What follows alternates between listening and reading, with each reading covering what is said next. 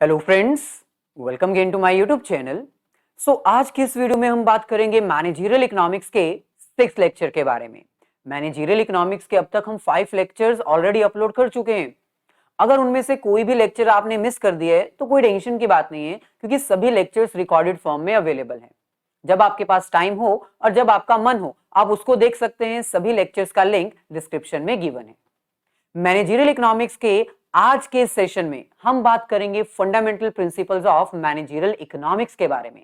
यानी हम ये पता लगाएंगे कि मैनेजरियल इकोनॉमिक्स में वो कौन कौन से कॉन्सेप्ट या फिर वो कौन कौन से फंडामेंटल प्रिंसिपल्स फॉलो किए जाते हैं जिससे एक मैनेजर अपनी प्रॉब्लम को सॉल्व कर सकता है। लेकिन भाई, आज का सेशन स्टार्ट करने से पहले आप सभी से रिक्वेस्ट है, अगर आप फर्स्ट टाइम हमारे चैनल पर आए हैं तो चैनल को सब्सक्राइब करके बेल आइकन को जरूर क्लिक कर दीजिए, ताकि फ्यूचर में अगर हम कोई भी वीडियो अपलोड करें तो उसका लिंक तुरंत आपको मिल जाए। इसके साथ ही वीडियो को लाइक और अपने सभी फ्रेंड्स के साथ शेयर जरूर कर दीजिएगा, ताकि कुछ बेनिफिट आपके फ्रेंड्स को भी हो जाए। चलिए, सबसे पहले हम बात करते हैं इंट्रोडक्शन की। और इंट्रोडक्शन में हम ये आइडेंटिफाई करते हैं कि आखिरकार मैनेजरियल इकोनॉमिक्स होता क्या है। इंट्रोडक्शन के बाद हम बात करेंगे प्रिंसिपल्स की, और ये पता लगाएंगे कि मैनेजरियल इकोनॉमिक्स में कौन कौन से प्रिंसिपल्स हमें फॉलो करने पड़ते हैं ताकि मैनेजर की प्रॉब्लम्स को सॉल्व किया जा सके। इंट्रोडक्शन, मैनेजरियल इकोनॉमिक्स होता क्या है। हालांकि ये हम ऑलरेडी कर चुके हैं, लेकिन फिर भी एक रिकैप करना जरूरी है ताकि आज का लेक्चर आपको अच्छे से अंडरस्टैंड हो जाए। देखो, मैनेजरियल इकोनॉमिक्स एक ऐसा सब्जेक्ट है जो इकोनॉमिक थ्योरीज को यूज करता है मैनेजमेंट की प्रॉब्लम्स को सॉल्व करने के लिए। लेकिन क्या मैनेजरियल इकोनॉमिक्स में हम इकोनॉमिक थ्योरीज को डायरेक्ट अप्लाई करेंगे तो क्या सॉल्यूशन मिल जाएगा? तो आपका आंसर होना चाहिए नहीं। भाई, इकोनॉमिक्स की थ्योरीज को अगर हम डायरेक्टली अप्लाई करेंगे without following any principle, without following any basic concept, तो हमें हमारी प्रॉब्लम का सॉल्यूशन नहीं मिलेगा। मैनेजरियल इकोनॉमिक्स में हम दो चीजों को फॉलो करते हैं। सबसे पहले हमारे पास आता है कॉन्सेप्चुअल बेस, और सेकंड हमारे पास आता है मैट्रिकल बेस। यानी सबसे पहले हम अपनी मैनेजरियल प्रॉब्लम को अंडरस्टैंड करने के लिए कुछ बेसिक कॉन्सेप्ट्स डेवलप करते हैं। प्रॉब्लम को अंडरस्टैंड करने के लिए different different theories, different different philosophies and different different concepts analyse करते हैं, जिससे हमें हमारी प्रॉब्लम की ना प्रॉपर अंडरस्टैंडिंग हो जाती है। देन इसके बाद प्रॉब्लम को अंडरस्टैंड करने के बाद हम मैनेजरियल इकोनॉमिक्स का सेकंड रूल फॉलो करते हैं, और वो क्या है? प्रॉब्लम को मेजर करना, यानी कि मैट्रिकल कॉन्सेप्ट। जैसे कि आपको पता चल गया है कि मैनेजरियल इकोनॉमिक्स में हम कॉन्सेप्चुअल बेस और मैट्रिकल बेस दोनों को यूज करते हैं। कॉन्सेप्चुअल बेस प्रॉब्लम को अंडरस्टैंड करने के लिए with the help of theories, concepts and philosophies. दूसरे नंबर पे हम यूज करते हैं मैट्रिकल बेस्ड प्रिंसिपल्स, जो कि प्रॉब्लम को मेजर करने के लिए यूज किए जाते हैं। इसमें क्या आता है? वो डिफरेंट डिफरेंट मेथड्स, वो डिफरेंट डिफरेंट टेक्निक्स और टूल्स जिससे हम प्रॉब्लम को ना मेजर कर सकते हैं कि कितनी बड़ी प्रॉब्लम है।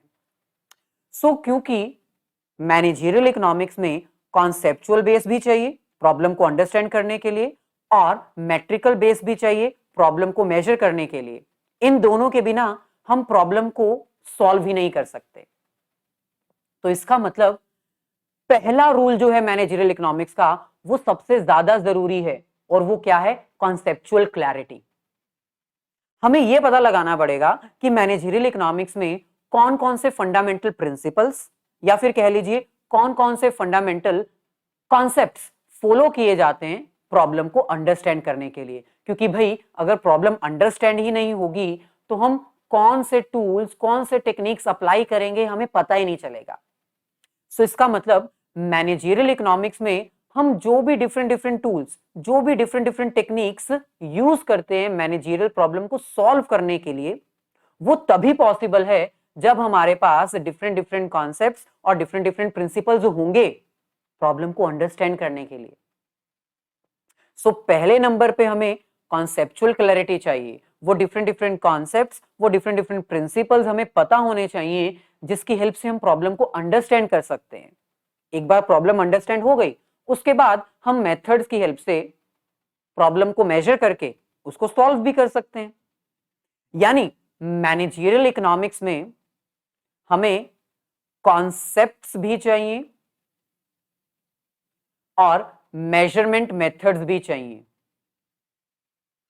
आज हम कॉन्सेप्ट्स की बात ही करने वाले हैं। आज हम आइडेंटिफाई करने वाले हैं कि वो कौन से कॉन्सेप्ट्स हैं जो मैनेजरियल इकोनॉमिक्स में फॉलो किए जाते हैं प्रॉब्लम को सॉल्व करने के लिए, प्रॉब्लम को अंडरस्टैंड करने के लिए। सो इंट्रोडक्शन में हमें इतना तो पता चल गया कि कॉन्सेप्ट्स की जरूरत क्यों है। अब हम बात करते हैं कॉन्सेप्ट होते क्या हैं और इनका फॉलो अप करना कितना जरूरी है। Concepts and principles of managerial economics. आपको इतना तो पता है ना कि मैनेजरियल इकोनॉमिक्स एक ऐसा सब्जेक्ट मैटर है, एक ऐसे इकोनॉमिक्स की ब्रांच है जहां पर हम इकोनॉमिक थ्योरीज को यूज करते हैं मैनेजमेंट की प्रॉब्लम को सॉल्व करने के लिए। लेकिन क्या आप इकोनॉमिक थ्योरीज को डायरेक्टली अप्लाई कर सकते हो मैनेजमेंट की प्रॉब्लम को सॉल्व करने के लिए? ऑब्वियसली नॉट, क्योंकि भाई इकोनॉमिक थ्योरीज अलग होती हैं, मैनेजरियल थ्योरीज और मैनेजरियल प्रिंसिपल्स अलग होते हैं। नॉर्मली एक मैनेजर जो होता है वो मैनेजरियल थ्योरीज को यूज करता है, मैनेजमेंट की प्रैक्टिसेस को फॉलो करता है बिजनेस में होने वाली प्रॉब्लम्स को सॉल्व करने के लिए, डिफरेंट डिफरेंट डिसीजंस लेने के लिए। लेकिन हम यहां पर कह रहे हैं कि मैनेजमेंट की प्रॉब्लम को सॉल्व करने के लिए हमें इकोनॉमिक थ्योरीज यूज करनी है। तो सॉल्यूशन कैसे मिलेगा? आप बताओ, सॉल्यूशन कैसे मिलेगा? मैनेजर को एक डिसीजन लेना है, वो एक प्रॉब्लम पे फंसा हुआ है, उसको उसका सॉल्यूशन चाहिए, तो वो क्या करे? वो मैनेजरियल थ्योरीज यूज करे या फिर इकोनॉमिक थ्योरीज यूज करे या फिर दोनों को यूज करे? यहां पर बात आती है कॉन्सेप्ट्स की।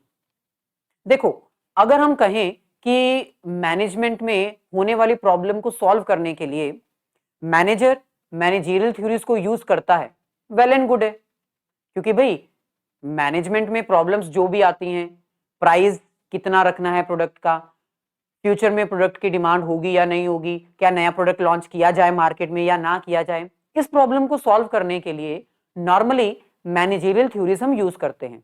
लेकिन मैनेजरियल इकोनॉमिक्स जो है वो एक बहुत ही इंपॉर्टेंट सब्जेक्ट है।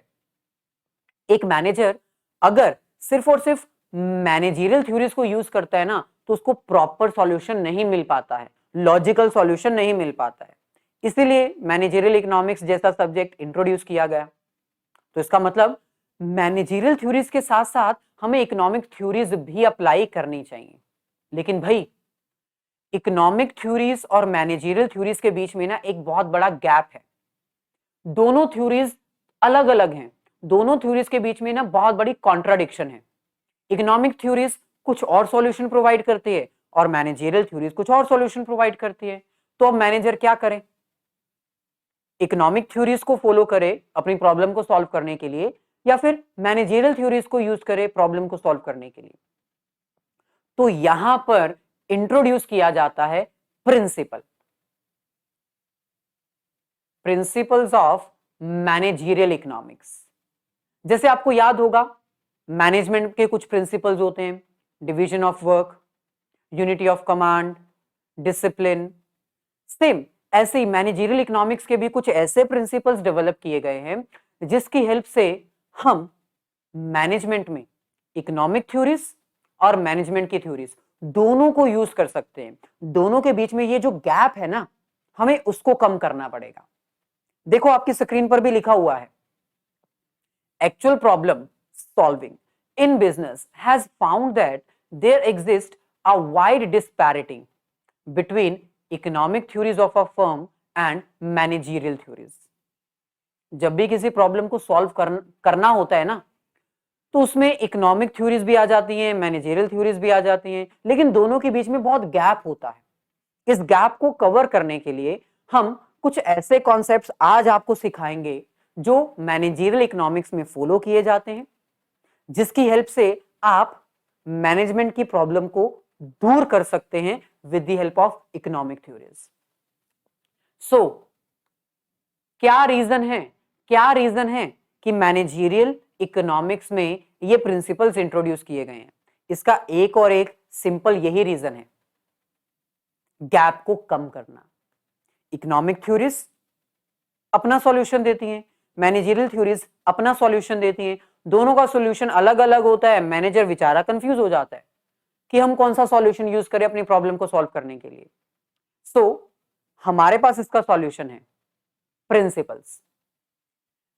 टोटल 6 प्रिंसिपल्स हैं जो एक मैनेजर यूज कर सकता है मैनेजरियल इकोनॉमिक्स को फॉलो करते हुए और अपनी प्रॉब्लम को सॉल्व करते हुए। लेकिन कब कौन सा प्रिंसिपल फॉलो किया जाएगा ये अंडरस्टैंड करना बहुत जरूरी है। तो यहां पर आप देख सकते हो, therefore it would be very useful to examine the basic tools of managerial economics and the nature and the extent of gap between the economic theories of a firm and managerial theories of the firm. तो हमने ये principles क्यों develop किए? क्योंकि भाई ये जो gap है ना मैनेजरियल थ्योरीज और इकोनॉमिक्स थ्योरीज के बीच में, ये जो गैप है, इस गैप को कम करने के लिए, इस गैप के नेचर को आइडेंटिफाई करने के लिए हमने ये कुछ कॉन्सेप्ट्स डेवलप किए हैं जो कि मैनेजरियल इकोनॉमिक्स में यूज किए जा सकते हैं अपनी प्रॉब्लम को सॉल्व करने के लिए। सो चलिए देखते हैं वो कौन से प्रिंसिपल्स हैं जो डेवलप किए गए हैं इस गैप को कम करने के लिए। वो कौन से प्रिंसिपल्स हैं जिसकी हेल्प से एक मैनेजर अपनी मैनेजरियल प्रॉब्लम को सॉल्व करने के लिए इकोनॉमिक थ्योरीज को यूज कर सकता है। तो जैसे कि मैंने बताया, टोटल 6 फंडामेंटल प्रिंसिपल्स हैं, 6 फंडामेंटल कॉन्सेप्ट्स हैं मैनेजरियल इकोनॉमिक्स में जो फॉलो किए जाते हैं डिफरेंट डिफरेंट प्रॉब्लम्स को सॉल्व करने के लिए। आज हमारे पास ये फर्स्ट पार्ट है, तो आज के सेशन में हम पहले 3 बेसिक कॉन्सेप्ट्स फॉलो करेंगे, सॉल्व करेंगे, अंडरस्टैंड करेंगे with the help of example. So चलिए सबसे पहले हम बात करते हैं the incremental concept. Incremental concept होता क्या है?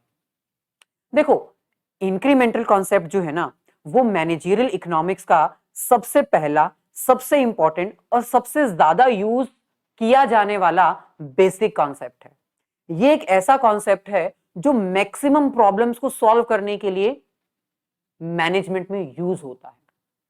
इंक्रीमेंटल कॉन्सेप्ट, इंक्रीमेंटल का मतलब क्या होता है? कौन सी वैल्यू कितनी चेंज हो रही है, कितनी इंक्रीज हो रही है। इंक्रीमेंटल कॉन्सेप्ट को ना हम 2 हिस्सों में बांट सकते हैं। पहला मार्जिनल कॉस्ट और second marginal revenue. Marginal cost और मार्जिनल रेवेन्यू आपके लिए कोई नया वर्ड नहीं है, ये आप पहले से करते आ रहे हो। अगर हम बात करें मार्जिनल कॉस्ट की, मार्जिनल का मतलब होता है चेंज।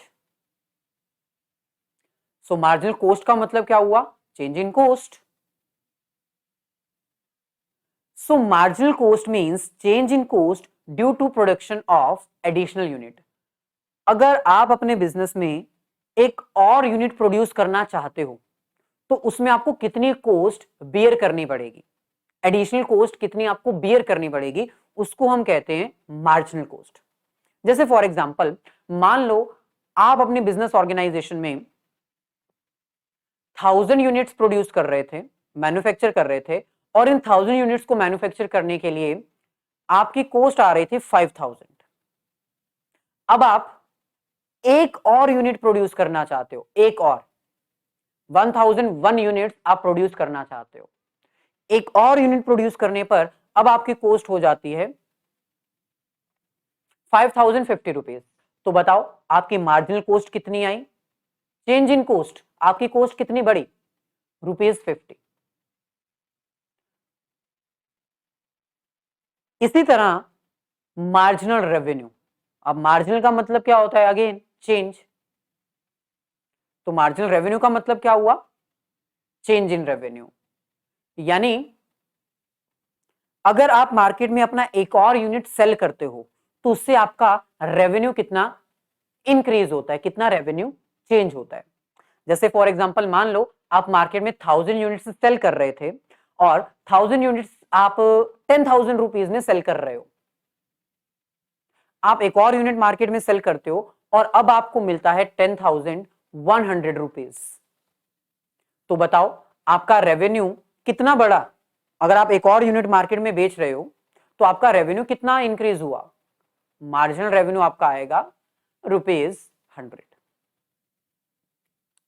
सो इंक्रीमेंटल कॉन्सेप्ट में हम मार्जिनल कॉस्ट और मार्जिनल रेवेन्यू के कॉन्सेप्ट को यूज करते हैं किसी भी प्रॉब्लम को सॉल्व करने के लिए। कैसे? अभी हम एग्जांपल के साथ आपको एक्सप्लेन करेंगे।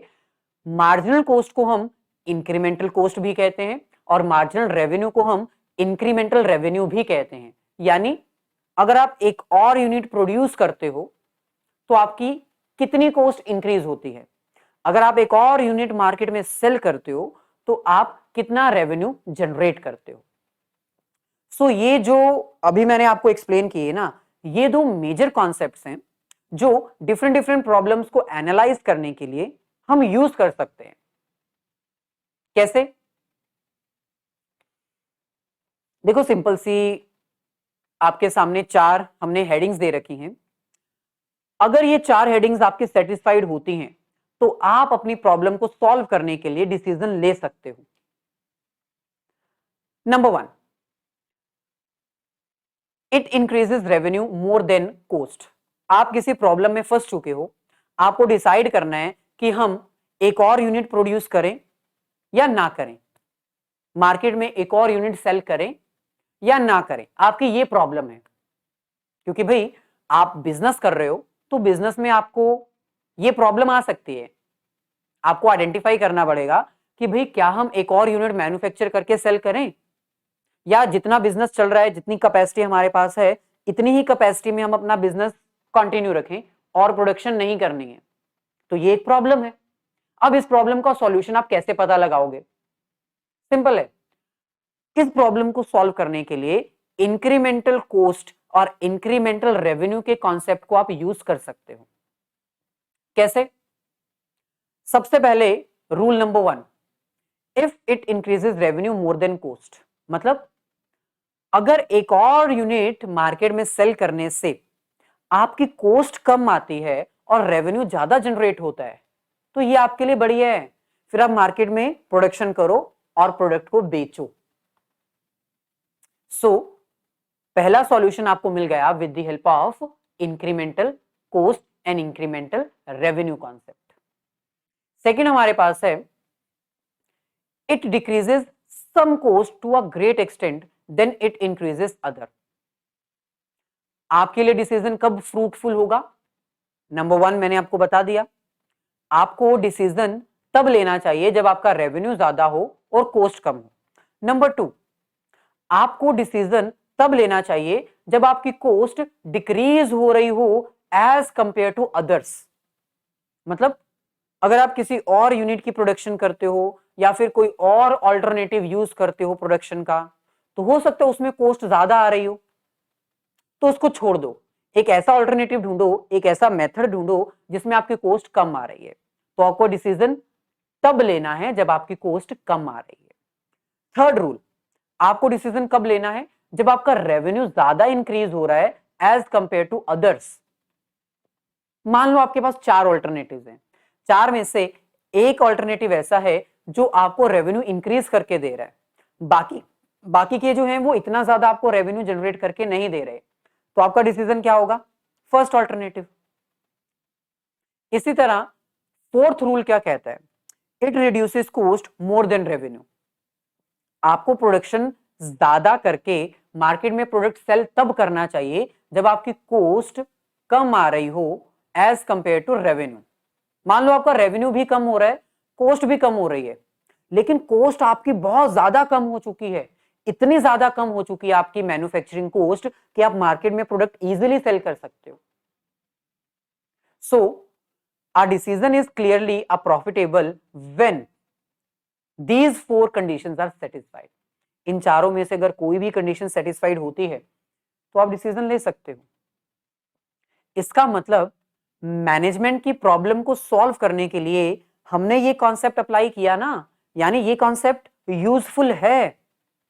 आप इस कॉन्सेप्ट की हेल्प से पता लगा सकते हो कि आपका इंक्रीमेंटल कॉस्ट कितना आया, आपका इंक्रीमेंटल रेवेन्यू कितना आया, और फिर दोनों को कंपेयर करके आप इजीली डिसाइड कर सकते हो कि हमें मार्केट में और प्रोडक्शन करनी चाहिए या नहीं करनी चाहिए, और मैन्युफैक्चरिंग करनी चाहिए या नहीं करनी चाहिए, अपनी कैपेसिटी बढ़ानी चाहिए या नहीं बढ़ानी चाहिए, एग्जिस्टिंग कैपेसिटी को कम कर देना चाहिए या जितनी कैपेसिटी है उतनी ही रखनी चाहिए। तो ये एक बहुत बड़ी प्रॉब्लम है। इस प्रॉब्लम को सॉल्व करने के लिए इंक्रीमेंटल कॉन्सेप्ट बहुत ही बेस्ट कॉन्सेप्ट है। इस कॉन्सेप्ट को हम एक एग्जांपल की हेल्प से भी अंडरस्टैंड कर सकते हैं। मान लो एक बिजनेसमैन है, वो different different job works perform करता है, यानी उसको ऑर्डर मिलता है और वो उस ऑर्डर को फॉलो करता है। जैसे मान लो एक कारपेंटर है, उसको जैसे जैसे ऑर्डर मिलता है वो वैसे वैसे प्रोडक्ट्स बनाता रहता है, फर्नीचर डिफरेंट डिफरेंट तरह के, डिफरेंट डिफरेंट स्टाइल्स के। ये सब एक बिजनेसमैन का वर्क है। अब अगर आप बिजनेसमैन हो, आपको एक ऑर्डर मिलता है, आप वो ऑर्डर कब एक्सेप्ट करोगे? सिंपल, जब आपको उस ऑर्डर में से मुनाफा होता होगा, जब प्रॉफिट मिलता होगा, है ना। यानी सबसे पहले आप देखोगे कि ऑर्डर को प्रिपेयर करने में खर्चा कितना आएगा, फिर आप उसमें ऐड करोगे अपना प्रॉफिट मार्जिन, और अगर प्रॉफिट मार्जिन अच्छा खासा होगा तो आप उस ऑर्डर को एग्जीक्यूट करके ऑर्डर बना के दे दोगे और अपना पैसा कमाओगे। लेकिन अगर आपका प्रॉफिट मार्जिन नहीं होगा, अगर आपको इतना पैसा नहीं मिल रहा होगा कि आपका मुनाफा हो सके, तो आप उस ऑर्डर को एक्सेप्ट नहीं करोगे, है ना। यही नॉर्मल डिसीजन होगा ना एज अ मैनेजमेंट पर्सन। लेकिन भाई अगर आप इस प्रॉब्लम को सॉल्व करने के लिए इंक्रीमेंटल कॉन्सेप्ट को अप्लाई करोगे ना, तो हो सकता है आपका डिसीजन चेंज हो जाए। कैसे? मान लो आप अभी एग्जिस्टिंग बिजनेस में अपना फर्नीचर बना रहे हो, और मैं आपको आकर एक ऑर्डर देता हूं और आपको कहता हूं कि क्या आप मेरे लिए एक फर्नीचर तैयार करोगे जिसमें सोफा होगा, टीवी सेट होगा, उसके साथ डाइनिंग टेबल होगा, क्या आप मेरे लिए प्रिपेयर करोगे? तो आपने कहा मैं सोचकर बताऊंगा। आपने सोचा और देखा कि 3,000 रुपए लेबर का खर्चा आएगा, 4,000 रुपए का लकड़ी का सामान, रॉ मटेरियल आ जाएगा, कील वगैरह आ जाएगी, 3,600 रुपए जो ओवरहेड चार्जेस, मशीन के चार्जेस हमें पड़ेंगे, और 1,400 मेरे एडवर्टाइजमेंट या फिर सेलिंग एक्सपेंसेस हो जाएंगे। यानी ये टोटल खर्चा कितना हो जाएगा? 7,000, 12,000, टोटल ये हो जाएगा आपका 12,000। लेकिन आपको मैं सिर्फ 10,000 दूंगा। मैं आपकी शॉप पे आया और मैंने कहा कि मेरे को ये प्रोडक्ट बनवाना है, मैं 10,000 दूंगा, क्या आप ये वाला प्रोडक्ट मेरे लिए तैयार कर दोगे? आपने कैलकुलेशन की और आपने पता लगाया कि खर्चा तो 12,000 हो रहा है। क्या आप इस ऑर्डर को एक्सेप्ट करोगे? आप कहोगे नहीं, मुनाफा तो हो ही नहीं रहा है, 2,000 का नुकसान हो रहा है, उल्टा 2,000 रुपए मेरी जेब से जा रहा है। लेकिन इसी चीज के ऊपर, इसी रूल के ऊपर अब आप इंक्रीमेंटल कॉन्सेप्ट का रूल अप्लाई करो। इंक्रीमेंटल कॉन्सेप्ट क्या कहता है? इंक्रीमेंटल कॉन्सेप्ट हमें यह कहता है कि अगर आप कोई भी ऑर्डर एक्सेप्ट करोगे तो उस ऑर्डर को एक्सेप्ट करने से पहले आपको इंक्रीमेंटल कॉस्ट और इंक्रीमेंटल रेवेन्यू के बारे में सोचना है। यानी अगर आप मेरा ऑर्डर एक्सेप्ट करते हो तो आपको मार्जिनल कॉस्ट आइडेंटिफाई करनी है और मार्जिनल रेवेन्यू आइडेंटिफाई करना है। सिंपल है भाई। आप अपना बिजनेस पहले से चला रहे हो, आपको मशीन का ओवरहेड का खर्चा बेयर नहीं करना पड़ेगा। यानी ये जो खर्चा है ना 3,600 का, ये तो हटा दो, क्योंकि आप अपना बिजनेस पहले से ही चला रहे हो, मशीन वगैरह पहले से ही आपके पास है, तो 3,600 का खर्चा तो हटा दो, ये तो आपको होगा ही नहीं होगा।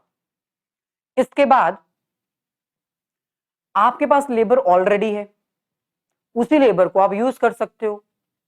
अगर आपको लेबर एक्स्ट्रा भी हायर करनी है तो एग्जिस्टिंग लेबर को ओवर टाइम दे दो ना, ओवर टाइम का पैसा दे दो, या फिर 1-2 लेबर और ले आओ। आपको जरूरी थोड़ी है कि बहुत सारी लेबर लेकर आनी है, तो आपका लेबर का खर्चा भी इतना ज्यादा नहीं आएगा, 3,000 खर्चा नहीं आएगा, आपका लेबर का खर्चा 2,000 आ जाएगा। मटेरियल तो 4,000 ही लगेगा, प्रीवियस वाले केस में भी इस वाले केस में भी मटेरियल तो 4,000 ही यूज होगा। ओवरहेड चार्जेस जो हैं वो इतने ज्यादा नहीं होंगे, मशीन तो आपके पास ऑलरेडी है, बस आपको थोड़ी सी ऑयलिंग वगैरह करनी पड़ेगी, थोड़ा इलेक्ट्रिसिटी ज्यादा कंज्यूम करनी पड़ेगी। तो ऑन एंड ऑन अगर देखा जाए आपका टोटल खर्चा कितना होगा, 7,000। क्या अब आप इस ऑर्डर को एक्सेप्ट करोगे?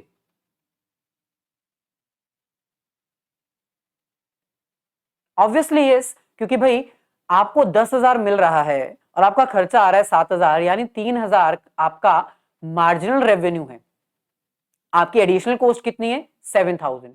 7,000 आप बियर कर रहे हो एडिशनल कॉस्ट, और आपको टोटल रेवेन्यू हो रहा है 10,000, जिसमें से 3,000 आपका मार्जिन बच जाएगा। तो भाई आपका मार्जिन 3,000 बच रहा है, आप इस ऑर्डर को एक्सेप्ट कर सकते हो। तो इंक्रीमेंटल कॉन्सेप्ट एक ऐसा कॉन्सेप्ट है जो मैनेजर की प्रॉब्लम को सॉल्व करने के लिए यूज किया जा सकता है। और ये कॉन्सेप्ट हमें क्या कहता है? इंक्रीमेंटल कॉन्सेप्ट एक ऐसा कॉन्सेप्ट है जो ये कहता है कोई भी डिसीजन लेने से पहले, कोई भी प्रॉब्लम सॉल्व करने से पहले आपको इंक्रीमेंटल कॉस्ट और इंक्रीमेंटल रेवेन्यू कैलकुलेट करना है। और अगर इंक्रीमेंटल कॉस्ट कम है, इंक्रीमेंटल रेवेन्यू ज्यादा है, आपका प्रॉफिट मार्जिन बच रहा है, चाहे कम ही बच रहा है, मुनाफा सिर्फ 3,000 हो रहा है, लाखों में मुनाफा नहीं हो रहा है, लेकिन फिर भी शॉर्ट टर्म के लिए तो ये मुनाफा हो रहा है ना आपको, तो आप इस ऑर्डर को एक्सेप्ट करो। आते हुए पैसे को क्यों ठुकरा रहे हो? एक्सेप्ट कर लो। अब हम बात करते हैं इस कॉन्सेप्ट की कुछ लिमिटेशंस की। देखा जाए ये कॉन्सेप्ट बहुत ही जेन्युइन है, बहुत ही यूजफुल है, मैक्सिमम टाइम इसको यूज किया जाता है, लेकिन इसके कुछ ड्रॉबैक्स हैं। Number 1, the concept can not be generalised because observed behaviour of the firm is always variable. भाई ये कॉन्सेप्ट जो है ना, हर बिजनेस ऑर्गेनाइजेशन में एज इट इज फॉलो नहीं किया जाता, क्योंकि हर बिजनेस ऑर्गेनाइजेशन की ना कुछ अपने रूल्स होते हैं, कुछ अपनी ऑब्जर्वेशंस होती हैं। Second limitation, the concept can be applied only when there is excess capacity in the concern. भाई ये कॉन्सेप्ट आप केवल और केवल तभी यूज कर सकते हो जब बिजनेस में आपके पास आइडियल कैपेसिटी पड़ी हुई है। मान लो आपका बिजनेस फुल कैपेसिटी पे प्रोडक्शन कर रहा है, तब तो आप मेरा ऑर्डर ले ही नहीं सकते ना। मैं आपको कहूंगा कि भाई मेरे को सोफा बनाकर दो, आप कहोगे हम नहीं बना सकते, हमारे पास स्पेस ही नहीं है, हम ऑलरेडी फुल कैपेसिटी पे अपनी प्रोडक्शन कर रहे हैं। सो अगर आप ऑलरेडी फुल कैपेसिटी पे प्रोडक्शन कर रहे हो तो आप एडिशनल जो ऑर्डर्स आएंगे उसको एक्सेप्ट कर ही नहीं सकते, आप इंक्रीमेंटल कॉस्ट और इंक्रीमेंटल रेवेन्यू को कैलकुलेट कर ही नहीं सकते। सो ये कॉन्सेप्ट केवल और केवल तभी अप्लाई होगा जब बिजनेस में एक आइडियल कैपेसिटी है। नंबर 3, ये कॉन्सेप्ट सिर्फ शॉर्ट टर्म पीरियड के लिए अप्लाई किया जा सकता है, क्योंकि लॉन्ग रन में आप 3,000 के मुनाफे के लिए ऑर्डर एक्सेप्ट नहीं करोगे, लॉन्ग रन में आपको प्रॉब्लम हो जाएगी, लॉन्ग रन में ये ऑर्डर आपको लॉस देने लग जाएगा, लॉन्ग रन में कस्टमर्स आपको छोड़कर भाग जाएंगे। क्यों भाग जाएंगे? क्योंकि आपने मेरा ऑर्डर एक्सेप्ट कर लिया जिसमें आपको मुनाफा हो ही नहीं रहा था। फिर दूसरे कस्टमर्स बोलेंगे नहीं आपको, दूसरे कस्टमर्स भी तो आपको आकर बोलेंगे कि आपने 10,000 में इतना सब कुछ बना दिया, सोफा बना दिया, डाइनिंग टेबल बना दिया, टीवी सेट बना दिया, हमारे लिए भी बना दो। दूसरे कस्टमर्स आपको आकर बोलेंगे, फिर आपको बनाना पड़ेगा, नहीं तो कस्टमर्स भाग जाएंगे, आपकी रेपुटेशन डाउन हो जाएगी, लॉन्ग रन में आपको लॉस होने लग जाएगा। सो ये कॉन्सेप्ट शॉर्ट पीरियड में यूजफुल होता है, लॉन्ग रन में नहीं। सो इंक्रीमेंटल कॉन्सेप्ट कंप्लीट। आगे बढ़ते हैं, बात करते हैं सेकंड वेरी इंपॉर्टेंट कॉन्सेप्ट की, that is concept of time perspective. देखो अभी मैंने आपको जो कॉन्सेप्ट करवाया ना, इंक्रीमेंटल कॉन्सेप्ट, वो एक ऐसा कॉन्सेप्ट था जिसमें टाइम पीरियड इंक्लूड नहीं किया गया था, यानी हम डिसीजन लेते थे, हम ऑर्डर एक्सेप्ट करते थे शॉर्ट पीरियड के अकॉर्डिंग, हम इंक्रीमेंटल कॉस्ट देखते थे, इंक्रीमेंटल रेवेन्यू देखते थे, लेकिन शॉर्ट पीरियड के लिए। सो इसका मतलब ये जो कॉन्सेप्ट है ना, इंक्रीमेंटल कॉन्सेप्ट, वो इतना ज्यादा सक्सेसफुल नहीं था क्योंकि उसमें टाइम एलिमेंट को ज्यादा इंपॉर्टेंस दी ही नहीं गई। लेकिन सेकेंड कॉन्सेप्ट जो मार्शल ने डेवलप किया था, मार्शल ने ये कहा कि बिजनेस जो होते हैं ना, वो शॉर्ट रन के लिए नहीं बने होते हैं। बिजनेस जो है वो लॉन्ग रन में एग्जिस्ट करते हैं, लॉन्ग रन में उनको मुनाफा होना चाहिए। तो शॉर्ट रन और लॉन्ग रन दोनों ही इंपॉर्टेंट है। So concept of time perspective, ये एक ऐसा कॉन्सेप्ट है जिसमें शॉर्ट रन और लॉन्ग रन दोनों ही कॉन्सेप्ट्स को इंपॉर्टेंस दी जाती है, दोनों के अकॉर्डिंग मेजरमेंट्स की जाती हैं और फिर डिसीजन लिया जाता है। यहां पर देखो लिखा हुआ है, according to this concept a decision maker must give due consideration to both short term as well as long run effects of their decision. कोई भी डिसीजन लेने से पहले एक मैनेजर को शॉर्ट रन इफेक्ट्स और लॉन्ग रन इफेक्ट्स दोनों को कंसीडर करना चाहिए। यह कॉन्सेप्ट मार्शल के द्वारा डेवलप किया गया था, जिसने टाइम एलिमेंट को ज्यादा इंपॉर्टेंस दी थी। अब मैनेजरियल इकोनॉमिक्स की अगर बात की जाए तो मैनेजरियल इकोनॉमिक्स में शॉर्ट रन और लॉन्ग रन दोनों ही होते हैं। शॉर्ट रन क्या होता है, लॉन्ग रन क्या होता है, पहले हम आपको यह समझा देते हैं, फिर हम एग्जाम्पल की हेल्प से आपको ये कॉन्सेप्ट एक्सप्लेन करेंगे। सबसे पहले अगर हम बात करें शॉर्ट रन की, तो भाई आपको पता है शॉर्ट पीरियड, शॉर्ट रन इतना शॉर्ट होता है कि उसमें ना हम अपने फैक्टर्स ऑफ प्रोडक्शन को चेंज नहीं कर सकते हैं। आपको पता है प्रोडक्शन करने के लिए हम different different factors of production use करते हैं।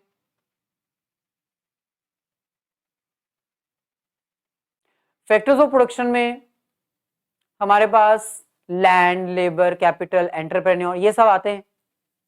लेकिन शॉर्ट रन में ना कुछ फैक्टर्स ऐसे होते हैं जो फिक्स्ड रहते हैं, हम उनको चेंज नहीं कर सकते, क्योंकि शॉर्ट रन इतना शॉर्ट होता है कि उसमें हम लैंड एक्वायर नहीं कर सकते। हम एक और जमीन लेना चाहते हैं, अपने बिजनेस को एक्सपैंड करना चाहते हैं, ग्रो करना चाहते हैं, लेकिन शॉर्ट रन में वो पॉसिबल नहीं है क्योंकि टाइम पीरियड इतना कम होता है कि हम अपने बिजनेस को एक्सपैंड नहीं कर सकते। तो इन शॉर्ट, शॉर्ट रन एक ऐसा रन होता है, शॉर्ट पीरियड एक ऐसा पीरियड होता है जिसमें कम से कम आपका एक फैक्टर ऑफ प्रोडक्शन फिक्स होता है, जैसे लैंड, बिल्डिंग, मशीन, जो आप एक्वायर नहीं कर सकते क्योंकि इनकी वैल्यू बहुत बड़ी होती है। बाकी के जो फैक्टर्स होते हैं वो वेरिएबल होते हैं, जैसे रॉ मटेरियल, लेबर। अगर आपको प्रोडक्शन करनी है, आपको अपनी प्रोडक्शन इंक्रीज करनी है, तो आप फिक्स्ड फैक्टर्स को तो एक्वायर नहीं कर सकते, लैंड, लेबर, कैपिटल। इनमें से लैंड आप इंक्रीज नहीं कर सकते क्योंकि वो फिक्स्ड है। लेकिन हाँ, आप वेरिएबल फैक्टर्स को बढ़ा सकते हो। आप ज्यादा रॉ मटेरियल परचेज करो, ज्यादा लेबर एक्वायर करो, उसकी हेल्प से ज्यादा प्रोडक्शन करो, तो आपका आउटपुट बढ़ता जाएगा। यानी अगर आपको अपना बिजनेस इंक्रीज करना है, अगर आपको अपनी आउटपुट इंक्रीज करनी है, तो वेरिएबल फैक्टर की हेल्प से ही कर सकते हो। ये एक ऐसा पीरियड है जिसमें आपके बिजनेस का साइज इंक्रीज नहीं होगा। क्यों? क्योंकि आपके पास फिक्स्ड फैक्टर्स ऑफ प्रोडक्शन है। ये एक ऐसा पीरियड है जिसमें आपकी एवरेज कॉस्ट जो है ना, वो ज्यादा भी हो सकती है, कम भी हो सकती है एवरेज रेवेन्यू की, क्योंकि भाई आपका पीरियड शॉर्ट रन का है। शॉर्ट रन में आपको ज्यादा मुनाफा नहीं होता है, इसलिए आपकी कॉस्ट ज्यादा हो सकती है रेवेन्यू से, कम भी हो सकती है। It depends business to business organisation. अब हम बात करते हैं लॉन्ग रन की। अब भाई लॉन्ग रन, जैसे कि आपको पता है, इतना लंबा पीरियड होता है कि इसमें कोई भी फैक्टर फिक्स्ड होता ही नहीं है। सारे के सारे फैक्टर्स ऑफ प्रोडक्शन वेरिएबल होते हैं। वेरिएबल मतलब चेंज किए जा सकते हैं। हमें लैंड चाहिए, हम लैंड एक्वायर कर सकते हैं। बिल्डिंग चाहिए, बिल्डिंग एक्वायर कर सकते हैं। मशीन चाहिए, मशीन एक्वायर कर सकते हैं, क्योंकि हमारे पास सफिशिएंट टाइम है। सो ये एक ऐसा पीरियड है जिसमें आपके सारे फैक्टर्स ऑफ प्रोडक्शन वेरिएबल होते हैं, कोई भी फिक्स्ड नहीं होता। आपके पास इतना टाइम है कि आप फैक्टर्स एक्वायर कर सकते हो, चाहे वो लैंड है, लेबर है, कैपिटल है, मशीन है, बिल्डिंग है, कुछ भी है, आप सभी को एक्वायर कर सकते हो। आपको अपनी आउटपुट बढ़ानी है, आपको ज्यादा प्रोडक्शन करनी है, चाहे आप लेबर ज्यादा एक्वायर करके अपनी प्रोडक्शन बढ़ाओ, चाहे आप नई मशीन ले आओ, चाहे आप नया लैंड एक्वायर कर लो, प्रोडक्शन तो बढ़ ही जाएगी। लॉन्ग रन एक ऐसा पीरियड होता है जिसमें आपके बिजनेस का साइज बढ़ सकता है, क्योंकि लॉन्ग रन में आप ऑब्वियसली बिल्डिंग ले सकते हो, मशीन ले सकते हो, नया बिजनेस स्टेब्लिश कर सकते हो, तो आपके बिजनेस का साइज बढ़ सकता है। ये एक ऐसा पीरियड होता है जिसमें आपकी एवरेज कॉस्ट जो होती है ना, वो एवरेज रेवेन्यू के इक्वल होती है, क्योंकि लॉन्ग रन में आपको सुपर प्रॉफिट नहीं हो सकता, एक्स्ट्रा प्रॉफिट नहीं हो सकता, आपको नॉर्मल प्रॉफिट ही होगा। इसीलिए लॉन्ग रन में आपकी एवरेज कॉस्ट एवरेज रेवेन्यू के ऑलमोस्ट इक्वल होती है, ब्रेक इवन पॉइंट पर होती है। अच्छा, अब ये जो टाइम पर्सपेक्टिव कॉन्सेप्ट है, ये हम कहां यूज कर सकते हैं? इस कॉन्सेप्ट को कौन सी प्रॉब्लम सॉल्व करने के लिए हम यूज कर सकते हैं? भाई सिंपल है, जो इंक्रीमेंटल कॉन्सेप्ट था वो शॉर्ट रन में यूज होता था, ये डिसाइड करने के लिए कि क्या हम ऑर्डर को एक्सेप्ट करें या रिजेक्ट कर दें। ये जो कॉन्सेप्ट है ये हम लॉन्ग रन और शॉर्ट रन दोनों में ही यूज कर सकते हैं। फॉर एग्जाम्पल, मान लो कि आपके बिजनेस में ना टेम्पररी आइडल कैपेसिटी है, मतलब जितनी कैपेसिटी आपकी बिजनेस की है आप उतनी प्रोडक्शन नहीं कर रहे हो। इसका मतलब अगर आपको कोई नया ऑर्डर मिलता है तो आप उस ऑर्डर को एक्सेप्ट कर सकते हो, बट उसमें प्रॉफिट मार्जिन होना चाहिए। मान लो आपको 10,000 यूनिट्स मैन्युफैक्चर करने का एक नया ऑर्डर मिलता है, पर यूनिट मैन्युफैक्चर करने के लिए आपको 4 रुपए मिलेंगे। अगर आपने 10,000 यूनिट्स बना दी तो आपको 40,000 रुपीज मिल जाएंगे।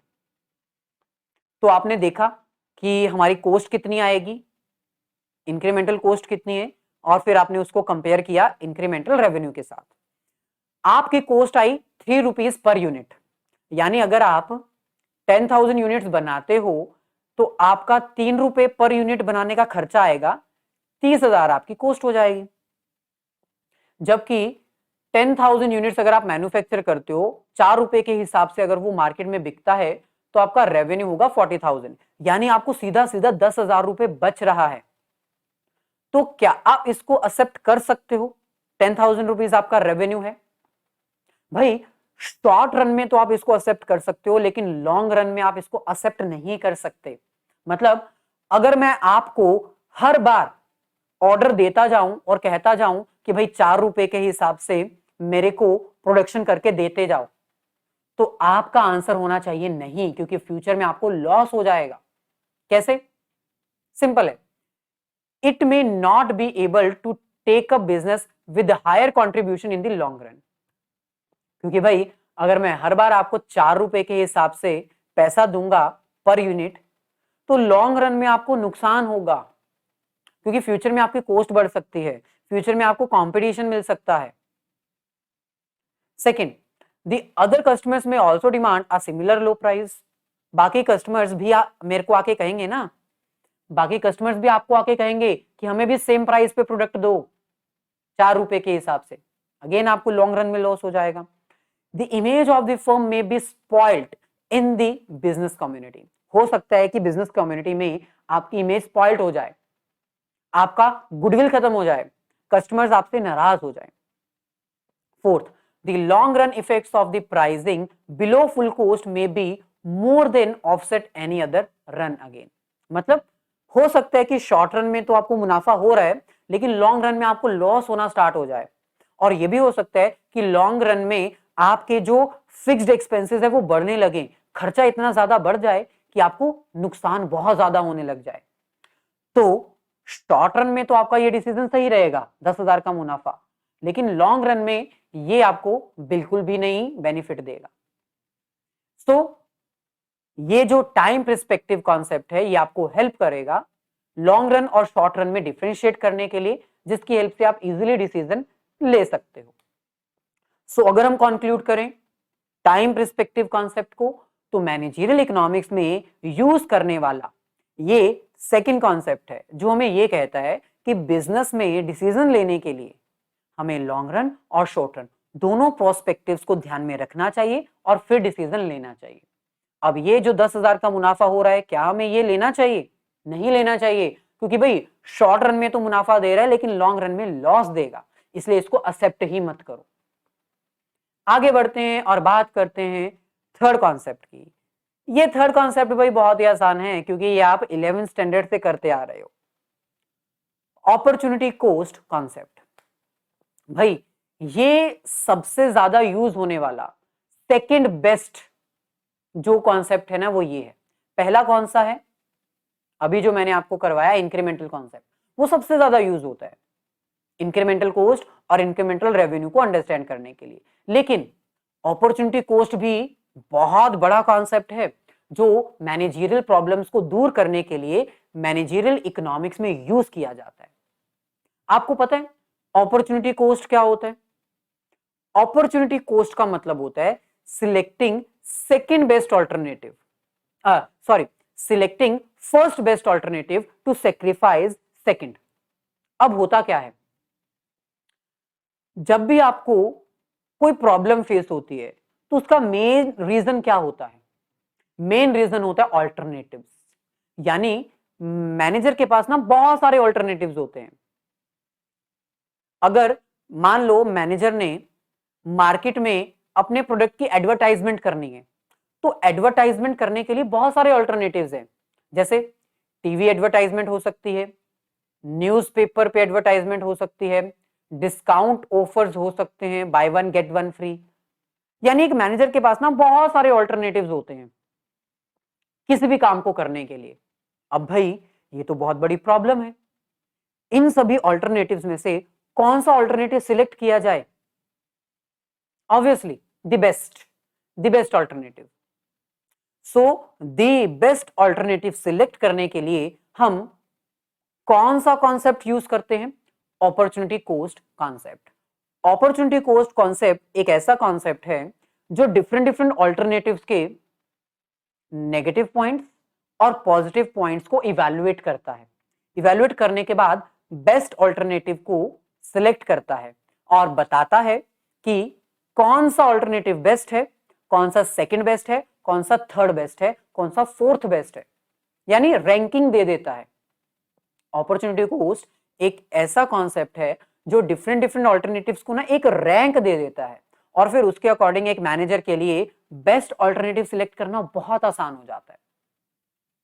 सो अपॉर्चुनिटी कॉस्ट एक ऐसा कॉन्सेप्ट है जो डिफरेंट डिफरेंट ऑल्टरनेटिव्स को रैंकिंग देता है, मैनेजर के लिए ऑल्टरनेटिव्स को चूज करना आसान बना देता है, बेस्ट ऑल्टरनेटिव को सिलेक्ट किया जाता है और बाकी ऑल्टरनेटिव्स को सेक्रीफाइस कर दिया जाता है। इसी को हम कहते हैं अपॉर्चुनिटी कॉस्ट। क्योंकि आपको भी पता है एक मैनेजर सभी ऑल्टरनेटिव्स को सिलेक्ट नहीं कर सकता, उसको बाकी सभी ऑल्टरनेटिव सेक्रीफाइस करने ही पड़ेंगे। सो मैनेजर ने जिस ऑल्टरनेटिव को सेक्रीफाइस किया बेस्ट ऑल्टरनेटिव को सिलेक्ट करने के लिए, उसी को हम कहते हैं अपॉर्चुनिटी कॉस्ट। जैसे फॉर एग्जांपल एडवर्टाइजमेंट करने के लिए टीवी एडवर्टाइजमेंट पहला ऑल्टरनेटिव है, news paper advertisement second alternative है, डिस्काउंट ऑफर करना थर्ड ऑल्टरनेटिव है। इसमें से फर्स्ट बेस्ट ऑल्टरनेटिव है टीवी, सेकंड है न्यूज़पेपर और थर्ड है डिस्काउंट। तो भाई एक मैनेजर तो इसी को सिलेक्ट करेगा, लेकिन उसने सेक्रीफाइस किसको किया? न्यूज एडवर्टाइजमेंट जो है, न्यूज़पेपर एडवर्टाइजमेंट जो है, उसने सेकंड ऑल्टरनेटिव को सेक्रीफाइस किया। तो जिस ऑल्टरनेटिव को सेक्रीफाइस किया जाता है उसी को हम कहते हैं अपॉर्चुनिटी कॉस्ट। क्योंकि भाई एक ही टाइम पर दोनों ऑल्टरनेटिव सिलेक्ट नहीं किए जा सकते, क्योंकि हमारे पास रिसोर्सेज कम रहते हैं, हमारे पास इतने ज्यादा रिसोर्सेज नहीं है, हमारे पास इतना ज्यादा पैसा नहीं है कि हम टीवी एडवर्टाइजमेंट भी कर दें और न्यूज़पेपर एडवर्टाइजमेंट भी कर दें। सो मैनेजर ने न्यूज़पेपर एडवर्टाइजमेंट को सेक्रीफाइस किया ना, तो बस जिस चीज को सेक्रीफाइस किया जाता है वो कहलाती है अपॉर्चुनिटी कॉस्ट, और जिसको चूज किया जाता है वो कहलाता है बेस्ट ऑल्टरनेटिव। तो आपके सामने लिखा हुआ है opportunity cost means the cost of sacrificing second best alternative. Opportunity cost मतलब सेकंड बेस्ट ऑल्टरनेटिव को सेक्रीफाइस करके बेस्ट ऑल्टरनेटिव को सिलेक्ट करना, उसको हम कहते हैं अपॉर्चुनिटी कॉस्ट। भाई अपॉर्चुनिटी कॉस्ट माइक्रो इकोनॉमिक्स और मैक्रो इकोनॉमिक्स दोनों ही ब्रांचेस में अप्लाई किए जाते हैं ताकि एक बेस्ट ऑल्टरनेटिव सिलेक्ट किया जा सके। अपॉर्चुनिटी कॉस्ट कब अप्लाई होता है? जब हमें डिफरेंट डिफरेंट ऑल्टरनेटिव्स में से एक बेस्ट ऑल्टरनेटिव सिलेक्ट करना होता है। यानी जब भी मैनेजर को चॉइस की ऑप्शन आएगी ना, तो वो अपॉर्चुनिटी कॉस्ट का कॉन्सेप्ट अप्लाई कर सकता है। मैनेजरियल इकोनॉमिक्स में अपॉर्चुनिटी कॉस्ट का कॉन्सेप्ट अप्लाई करने से हमें एक बेस्ट ऑल्टरनेटिव मिल जाता है और हम बेस्ट डिसीजन लेके उसको अप्लाई कर सकते हैं। जैसे फॉर एग्जांपल, मान लो आपके पास ये एक लैंड है, ये एक एग्रीकल्चर बेस्ड लैंड है। इस लैंड के ऊपर आप खेती बाड़ी ही करोगे, लेकिन कौन सी? वीट। फर्स्ट ऑल्टरनेटिव है वीट। वीट के लिए आपको खर्चा आएगा मान लो 5,000 रुपए और आपकी आउटपुट आएगी 50,000 रुपए की। सिमिलरली आप जूट प्रोड्यूस कर सकते हो, इसके ऊपर खर्चा आएगा अगेन 5,000, प्रोडक्शन होगी आपकी, आउटपुट आएगी आपकी 70,000। ऐसे ही राइस आप प्रोड्यूस कर सकते हो, आपकी कॉस्ट आएगी 7,000 और आपकी प्रोडक्शन आएगी 57,000। अब आपके पास ये डिफरेंट डिफरेंट ऑल्टरनेटिव्स हैं, इसमें से आपको बेस्ट सिलेक्ट करना है और बाकियों को सेक्रीफाइस कर देना है। अब हमारे अकॉर्डिंग तो ये बेस्ट है, खर्चा भी कम आ रहा है और आउटपुट भी ज्यादा आ रही है। आपने सेक्रीफाइस किसको किया? सेकंड बेस्ट कौन सा था? ऑब्वियसली ये सेकंड बेस्ट है, क्योंकि इसमें खर्चा कम है, रेवेन्यू 50,000 है। आपने इस लैंड के ऊपर वीट ना प्रोड्यूस करते हुए जूट को प्रोड्यूस किया, तो ये तो आपका सिलेक्शन हो गया। आपने सेक्रीफाइस किसको किया? आपने सेक्रीफाइस किया वीट की प्रोडक्शन को, तो वीट की प्रोडक्शन आपका सेक्रीफाइस कहलाएगी। आपकी सेक्रीफाइसिंग कॉस्ट कितनी है? 5,000। ओके, अच्छा, इसका मतलब अपॉर्चुनिटी कॉस्ट जो है वो फोकस करती है सेक्रीफाइस के ऊपर। वो ये पता लगाती है कि एक कौन सा ऑल्टरनेटिव छोड़ दिया गया। सेक्रीफाइस जो है वो मॉनेटरी भी हो सकता है, रियल भी हो सकता है। जैसे मैंने अभी आपको ये बताया मॉनेटरी और ये बताया रियल। रियल लॉस क्या है? वीट हमने प्रोड्यूस नहीं की। मॉनेटरी लॉस 5,000 का लॉस हुआ, 5,000 का सेक्रीफाइस हमने किया। अब आपको यह भी पता होना चाहिए अपॉर्चुनिटी कॉस्ट एक नोटेशनल आइडिया होता है, ये एक्चुअल लॉस नहीं होता। हमने वीट को प्रोड्यूस नहीं किया तो क्या इसके लिए मेरे को अपनी जेब में से 5,000 निकाल के आपको देना पड़ा? नहीं, मैंने किसी को दिया थोड़ी है पैसा। हाँ, मैं वीट प्रोड्यूस कर सकता था, वो मैंने प्रोड्यूस नहीं किया, वो मैंने सेक्रीफाइस कर दिया। दैट इज वाई हम इसको अपॉर्चुनिटी कॉस्ट बोलते हैं। तो अपॉर्चुनिटी कॉस्ट सिर्फ नोटेशंस में होती है, नेम्स में होती है, एक्चुअल में रियल में नहीं होती। हम इसको अकाउंट में रिकॉर्ड नहीं करते। ओके, चलिए, सो अपॉर्चुनिटी कॉस्ट भी एक ऐसा कॉन्सेप्ट है जो हम कहां यूज कर सकते हैं? जहां पर एक मैनेजर के पास डिफरेंट डिफरेंट ऑल्टरनेटिव्स होते हैं। तो opportunity cost concept different different alternatives में से बेस्ट ऑल्टरनेटिव को सिलेक्ट करने के लिए और सेकंड बेस्ट ऑल्टरनेटिव को सेक्रीफाइस करने के लिए यूज किया जाता है। यहां पर हमें कह रहे हैं in managerial decision making the concept of opportunity cost occupies an important place. The economic significance of opportunity cost is as follows. ये क्यों इंपॉर्टेंट है? अपॉर्चुनिटी कॉस्ट कॉन्सेप्ट क्यों इंपॉर्टेंट है? Number 1, it help in determining the relative prices of different goods. जब हम alternatives को compare करते हैं तो हमें डिफरेंट डिफरेंट ऑल्टरनेटिव्स के प्राइसेस के बारे में पता चल जाता है। Second, it helps in determining normal remuneration to the factors of production. हमें यह भी पता चल जाता है कि वीट, राइस या फिर जूट को प्रोड्यूस करने के लिए कितना खर्चा आएगा, कितने हमें रॉ मटेरियल लेने पड़ेंगे, कितने सीड्स एक्वायर करने पड़ेंगे, कितना पानी लगाना पड़ेगा, कितना फर्टिलाइजर यूज करना पड़ेगा।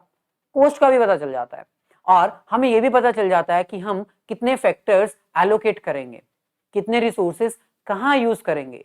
यानी प्रॉपर कंपैरिजन करने के लिए, बेस्ट सिलेक्ट करने के लिए अपॉर्चुनिटी कॉस्ट एक बेस्ट कॉन्सेप्ट है जो मैनेजरियल प्रॉब्लम को सॉल्व करने के लिए यूज की जाती है। अब हमारे पास एक एग्जांपल है, इस एग्जांपल को आपने सॉल्व करना है और कमेंट में इसका आंसर बताना है। मैंने हिंट भी दे रखा है। मान लो आपके पास प्रॉब्लम है, आप मार्केट में एक नया प्रोडक्ट इंट्रोड्यूस करना चाहते हो, मार्केट में एक नया प्रोडक्ट इंट्रोड्यूस करने से पहले आपको डिसीजन लेना पड़ेगा, ये प्रॉब्लम है, आपको डिसाइड करना पड़ेगा कि क्या मार्केट में नया प्रोडक्ट इंट्रोड्यूस करें या ना करें। तो बताओ, इन तीनों में से आप कौन सा कॉन्सेप्ट यूज करोगे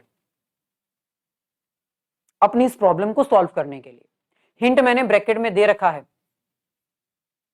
तो इन तीनों में से कौन सा कॉन्सेप्ट फॉलो किया जाएगा, इसका आंसर कमेंट में जरूर बताना। जिसका आंसर सही होगा उसके कमेंट को हम हार्ट जरूर देंगे।